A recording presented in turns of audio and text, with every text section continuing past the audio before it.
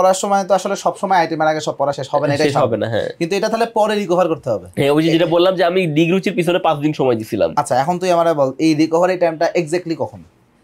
এই রিকভারিটা আমি যখনই সময় পাইছি, যে এখন আমার ফাঁকা একটা সময়, তখন আমি এটা ট্রাই করছি। যেমন টার্মের আগে সময় পেলে টার্মের আগে, নাইলে প্রফের আগে গিয়ে আমি বা এর মাঝখানে কোনো ছুটি গ্যাপ চলে আসলো, মনে কর যে শুক্রবার বা ঈদের গ্যাপ বা পূজার ছুটি বা অমুক ছুটি তমুক ছুটি, বিভিন্ন সময় ছুটি আসে না, অটো নেওয়া হয়, এই টাইমটাকে তুই কি করতি? এই টাইমে তুই পড়ছিস নাকি এই টাইমকে তুই ছুটিও কাটাইছিস আবার ইউজও করছিস? তো ছুটিও কাটাইছি, ইউজও করছি।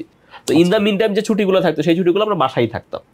তো বাসায় থাকলে আর কি আশেপাশে ঢাকার মধ্যে যে আত্মীয় স্বজনরা আছে তাদের সাথে হয়তো এক দুদিন দেখা সাক্ষাৎ করলাম, বাসায় একটু একদিন রিল্যাক্স করলাম।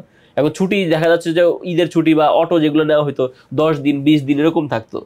তো কয়দিন আর আমি ছুটি কাটাবো?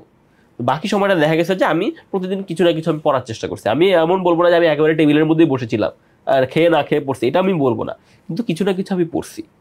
মানে তুই ছুটিটাকে এভাবে ইউটিলাইজ করার ম্যাক্সিমাম চেষ্টা করছিস? হ্যাঁ, মানে যতক্ষণ আমার ভালো লাগছে আমি ততক্ষণ পড়ছি, কিন্তু আমি যে একেবারে পড়বো না এই মেন্টালিটি আমার মধ্যে ছিল না।